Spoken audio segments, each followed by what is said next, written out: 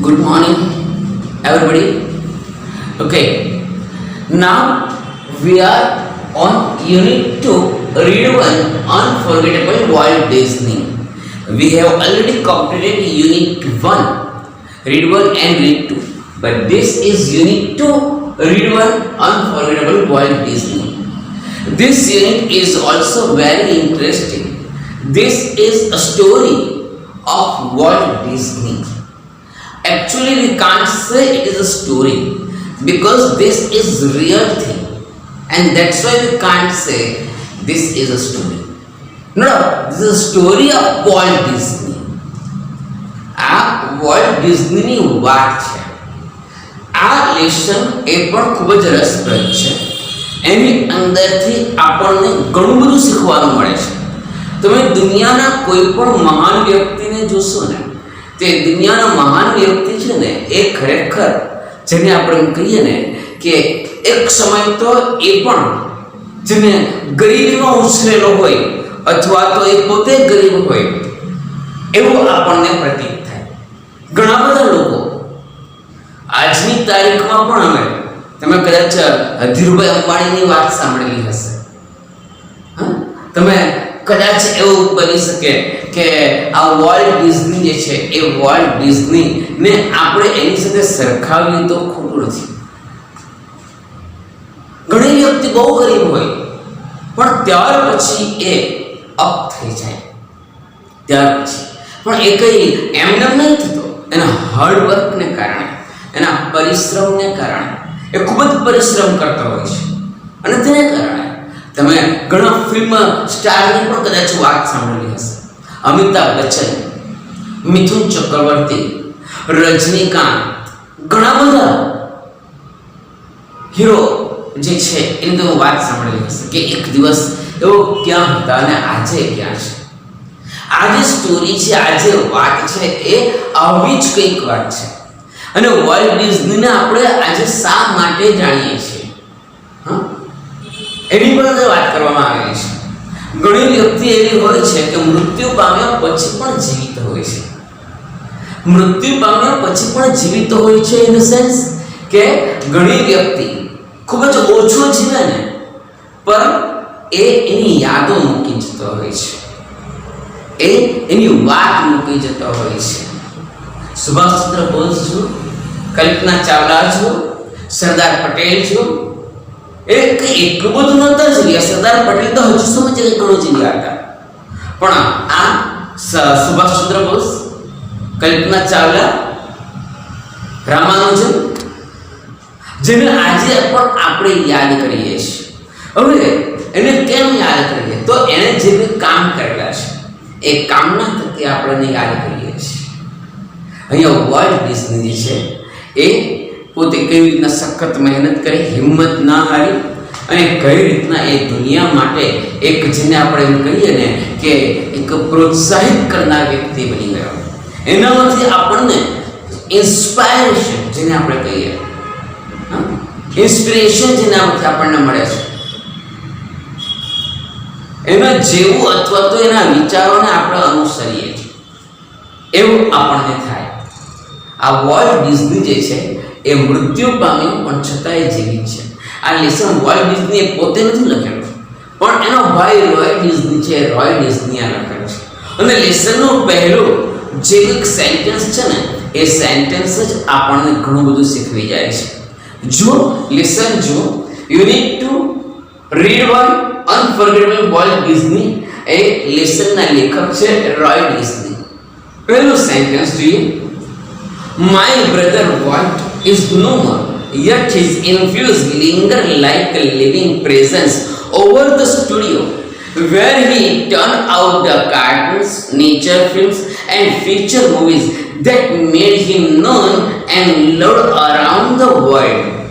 પહેલી જ line, My brother Walt is no more, yet his influence linger like a living presence over the studio.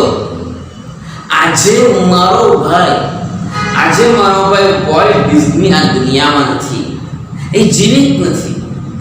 પણ તેમ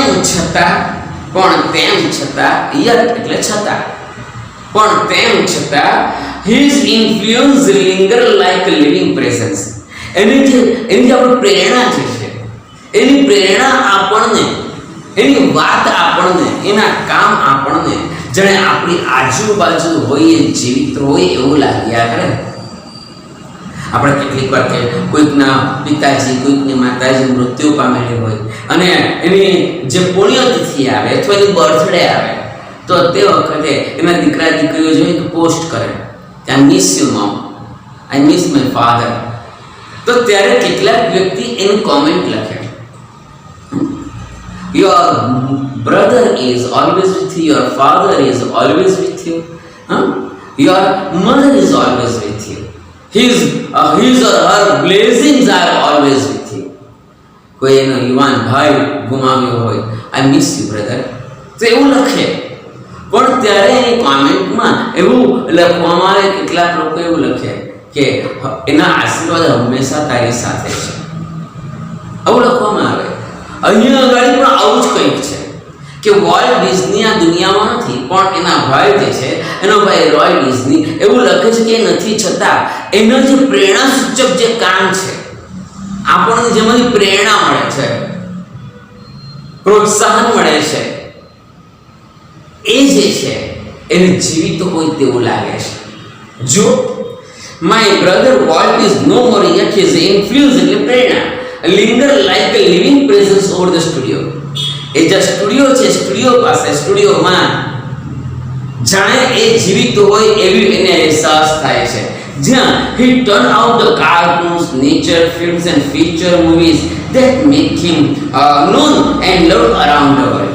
કે જ્યાં આગળ એ કાર્ટૂન બનાવતો હતો, કે જ્યાં આગળ એ મૂવી બનાવતો હતો, ફીચર ફિલ્મ બનાવતો હતો, આ બધું જ્યાં વોલ્ટ ડિઝની બનાવતો હતો તે જગ્યાએ જઈને એટલે વોલ્ટ ડિઝની જાણે જીવિત હોય એવું લાગતું હતું.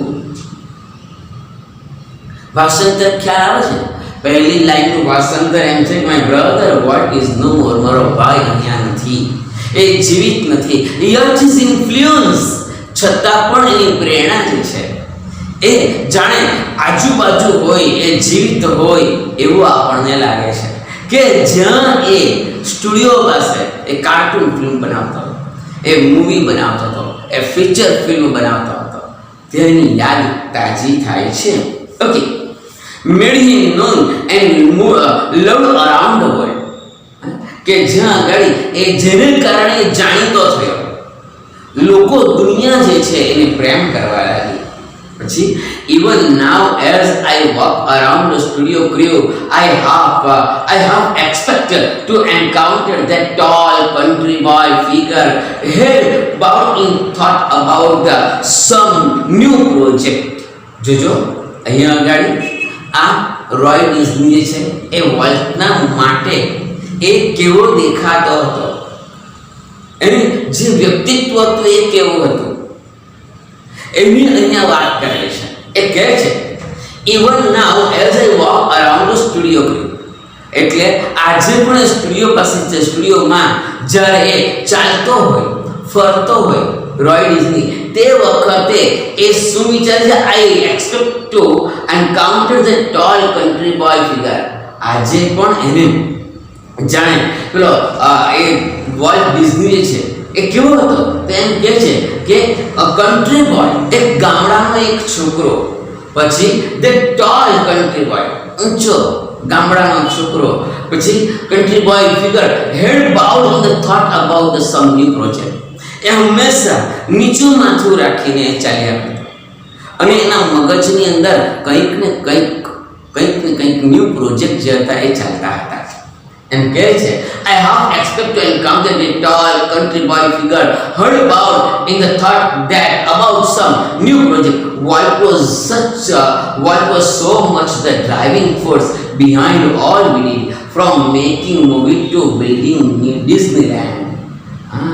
That people constantly mention his name as if he was still alive. What was so much the driving force behind all we did? આજે આ પેરેગ્રાફની આ લાઈનને સમજવા માટે હું તમને એક ઉદાહરણ તરીકે તમને કહું તો ઘણા વ્યક્તિ એવું કહેતા હોય છે કે આજે હું જે પણ છું ને હું મારા પિતાને કારણે છું, હું મારી માતાને કારણે છું, હું મારા ગુરુને કારણે છું. ભલે આજે દુનિયામાં નથી, ભલે આજે દુનિયામાં નથી, પણ તેમ છતાં એના આશીર્વાદ મને મળે છે. સમજાય? અને એટલે જ અહીંયા આગળ આ વોલ્ટ ડિઝનીનો ભાગ જે છે રોય ડિઝની એમ કહે છે કે ત્યાં જે પણ કોઈ કામ કરે છે એ જે પણ કોઈ કામ કરે છે એને જાણે વોલ્ટ ડિઝની હજુ જીવતો હોય અને એ લોકો જે કંઈ કામ કરે છે એની પાછળ વોલ્ટ ડિઝનીનો હાથ છે, એની પાછળ વોલ્ટ ડિઝનીના આશીર્વાદ છે એવું લાગે છે. ભાષાંતર જુઓ પછી એકવાર. એમ કહે છે volt was so much driving force behind all we did. અમે જે કંઈ કરીએ છીએ, અમે જે કંઈ કામ કરીએ છીએ એની પાછળ વોલ્ટ ડિઝની જે છે વોલ્ટ ડિઝનીનો હાથ રહેલો છે, એના આશીર્વાદ રહેલા છે. પછી Walt was so much driving force behind all of it, from making movie to building Disneyland. ક્યાં સુધી? જ્યારે કોઈ ફિલ્મ બનાવીએ ને, ફિલ્મ બનાવતા હોય, કાર્ટૂન ફિલ્મ બનાવે અથવા તો ડિઝનીલેન્ડ બનાવે, આ ડિઝનીલેન્ડ બનાવ્યું ને ત્યારે પણ જેને વોલ્ટ ડિઝની જે છે એ અમને કંઈક પ્રેરિત કરતો હોય એવું એ લોકોને લાગે છે. એટલે કહે છે that people constantly mention his name as if he were still alive. અને જેથી કરીને લોકો જે છે એ જાણે વોલ્ટ ડિઝની જીવતો હોય અને એનું નામ લેતા હોય ને એવું લાગે છે. જ્યારે કોઈ વ્યક્તિ જીવતા હોય ને એણે કંઈક કામ કર્યું હોય તો આપણે એનું નામ લ્યા જ કરીએ છીએ, બોલ્યા કરીએ છીએ વાતમાં. પણ આ તો નથી, પણ તેમ છતાં જાણે જીવિત હોય, છતાં તેમ as if he were still alive. જાણે એ જીવતો હોય. એઝ ઇફ નો અર્થ ન હોય તેમ છતાં આપણને એવું લાગે, જાણે એવું લાગે કે એ જીવિત હોય એવું લાગે. જો Walt was so much the driving force behind all we did, from making movie to building Disneyland, that people constantly mention his name as if he was still alive. Every time we saw a new picture or open a new feature at Disneyland, someone is bound to say, I wonder how Walt would like it. And when this happened, I personally realized that it was something he himself had planned. जो sentence बहुत सरस है. એવું કહે છે કે if we were still alive, પછી every time we saw a new picture or open a new feature at Disneyland, someone is bound to say. જ્યારે અમે નવું પિક્ચર બનાવીએ, જ્યારે અમે ડિઝનીલેન્ડની અંદર કંઈક નવું કરીએ ત્યારે કોઈકને કોઈકથી તો બોલાય જ તું, કોઈકને કોઈક તો બોલતો જ શું. વોલ્ટ ડિઝનીને આ ગમશે કે? અરે વોલ્ટ ડિઝની તો છે જ નહીં, તો પછી તેમ છતાં બોલે. આપણે કેમ કહીએ ને કેટલીક વાર, જો આજે ગાંધીજી જીવિત હોત તો, નથી પણ તેમ છતાં જો આજે ગાંધીજી જીવિત હોત તો, આ પરિસ્થિતિ જે છે એ પરિસ્થિતિ માટે શું કહેતે? સમજાય? તેવી જ રીતના જ્યારે કોઈ ફિલ્મ બનાવે, જ્યારે કોઈક ડિઝનીલેન્ડના કોઈક ફ્યુચર બનાવે તો તે વખતે કોઈકને કોઈક તો બોલતું જ કે વોલ્ટને આ ગમશે કે જો. Okay, I wonder how Walt would like it. And when this happened, I personally realized that it was something he himself had planned for my imaginative, industrious brother. જોજો. અને ત્યારે પર્સનલી મને એવું થતું, વ્યક્તિગત રીતે મને એવું થતું કે આ જે છે, આ જે કંઈક કામ છે એણે પોતે પ્લાન કરેલો છે. વોલ્ટ ડિઝનીએ કંઈ પણ હોય તો એણે પોતે કામ કરેલું એવું લાગતું. જો પાછા આઈ પર્સનલી રિયલાઇઝ એટલે સમજવું that it was something he himself had planned, કે જાણે એણે પોતે એનું આયોજન કરેલું હોય. for my imaginative industrious brother. યાદ રાખજો આ sentence, my imaginative industrious brother. એટલે શું? મારો ભાઈ કેવો ઇમેજિનેટિવ, હંમેશા કંઈક ને કંઈક કલ્પના કર્યા કરતો, મનના મનમાં કંઈક ને કંઈક ચાલ્યા જ કરતું, ઇમેજિનેટિવ, કલ્પનાશીલ. અને ઇન્ડસ્ટ્રીયસ નો અર્થ શું થાય? જે ઉદ્યમી હોય, જે મહેનતુ હોય, એના માટે ઇન્ડસ્ટ્રીયસ શબ્દ વપરાય. મારો ભાઈ હંમેશા મગજમાં કંઈક ને કંઈક નવા વિચારો લઈને ચાલ્યા કરતો અને ખૂબ જ ઉદ્યમી હતો. વર્લ્ડ કેવો હતો? હા, વિચારશીલ વ્યક્તિ. અને સાથે સાથે એ ખૂબ જ કામ કરતો, ખૂબ જ મહેનત કરતો. એટલે કહે છે, I wonder how what would like it. And when this happened, I personally realized that it was something behind himself and had planned for my imaginative industrious brother, left in a project in progress to keep the rest of us busy for many years. હા, ઘણી વ્યક્તિ શું કરે ખબર છે? ઘણા બધા એને જીવતા જીવ ઘણા બધા પ્લાન કરેલા હોય, ઘણા બધા કામ જે છે, આના પછી આ કામ કરવું, હવે આ કામ કરવું, આ પતે એટલે પછી આ કામ કરવું, કંઈક ને કંઈક કામ હંમેશા કરતો જ રહે. અને તેની સાથે સાથે એનો પ્લાન પણ એ બનાવતો રહે, એનું આયોજન એ કરતો રહે. અરે ખરેખર જોવા જઈએ તો એના માટે નથી કરતો, એને જે કામ કરવાનું છે તે તો બરાબર છે, પણ તે સિવાય બી બીજા બધા આયોજન કરતો. શા માટે? કે કદાચ જે કંઈક થાય ભવિષ્યમાં, જે થવાનું હોય તે થાય, પણ એની હાથ નીચે જે કામ કરતા હોય ને વ્યક્તિ, એ વ્યક્તિ બેકાર નહીં બની જાય, એ વ્યક્તિ કામ વગરનો ન બની જાય.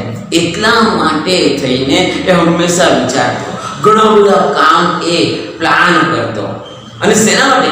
એના માટે નહીં, પરંતુ એની સાથે બીજા બધા જે કામ કરતા હોય ને એ લોકો માટે. જુઓ સેન્ટેન્સ જુઓ, એમ કહે છે, my immediate industrious brother had left enough project in progress keep the rest of us busy for many years.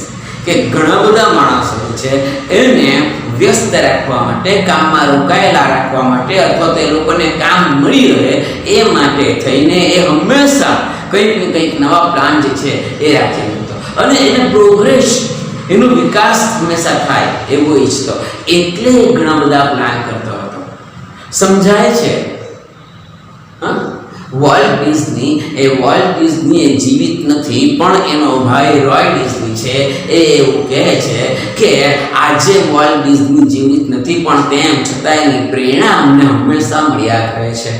અને ખાસ કરીને હું જ્યારે સ્ટુડિયો પાસે ફરતો હોઉં, ત્યારે સ્ટુડિયોમાં હું ચક્કર મારતો હોઉં, ત્યારે ખાસ કરીને કોઈ ફિલ્મ બનાવતા હોઈએ, કોઈ કાર્ટૂન સિરીઝ બનાવતા હોઈએ, કે ફીચર ફિલ્મ બનાવતા હોઈએ, તો ત્યારે મને એની યાદ આવ્યા કરે છે. મેં કેવો છે, એક ગામડેનો છોકરો, ઊંચો છોકરો, હંમેશા કંઈક ને કંઈક વિચારતો નીચુંમાંથી રીંગ રાખીને એ ચાલ્યા કરતો. અને જ્યારે કંઈક નવું બનાવીએ ને, નવું કરીએ ને, નવું ફિલ્મ બનાવીએ ને, ત્યારે કોઈક ને કોઈક તો બોલતું જ કે વોલ્ટને આ ગમશે કે? એ જીવિત નહોતો, પણ જાણે એવી રીતના બોલે કે એ જીવિત હોય તે રીતના બોલતા હતા. અને વોલ્ટ જે છે એ હંમેશા કેવો તો કે ઇમેજિનેટિવ, ઇન્ડસ્ટ્રીયસ, મહેનતુ હતો, કલ્પનાશીલ હતો, વિકાસ કર્યા કરતો હતો, વિચાર કર્યા કરતો હતો. અને કેટલાય કામ જે છે એણે ચાલુ રાખ્યા હતા. શેના માટે? બીજા બધા જે છે એ લોંગ ટાઈમ, મેની યર્સ, ઘણા વર્ષો સુધી એ કેવા રહે? બિઝી રહે. એટલા માટે અહીંયા આપણે આજે અટકાવીએ છીએ, બરાબર? અને પછીથી આપણે આ લેસન આગળ ચલાવીશું. તે પહેલાં મને યાદ છે કે આપણે લાસ્ટ વીકની અંદર એક્ટિવિટી આપવાના બાકી રહ્યા, નહીં આપેલી મેં, તો એમાં પેજ નંબર કઈ કવિતા પતી ને, કંચનજંગા કવિતા પતે ત્યાર પછીથી છે ને તે આપણે એક્સરસાઇઝ કરવાની છે. ગ્લોસરી તો સ્વાભાવિક છે કરવાની છે, પણ આ પેજ નંબર 5 પર C.4 પછી ત્યારબાદ page number 6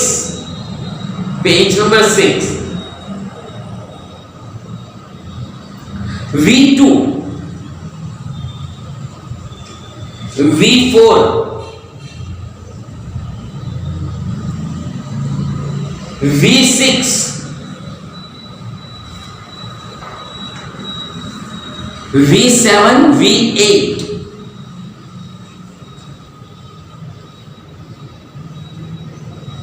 F4, page number 9 पर F4 पाछो कहूं पेज नंबर 6 में तो मैं तुमने कीधु V3, V4, V2, V3 नहीं करशो तो चालશે દીકરાઓ पेज नंबर 6 नहीं V2 અને V4 page number 7 V6 page number 8 V7 V8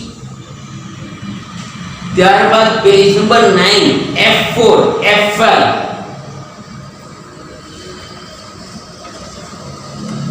F7 हाँ पेज नंबर 10 पर F7 W1 આ રાઇટિંગ કરવાનું છે ખાસ W2 love is more powerful than hatred and grudge આ કરવાનું છે આટલી વસ્તુ કરવાની છે તમારે ઓકે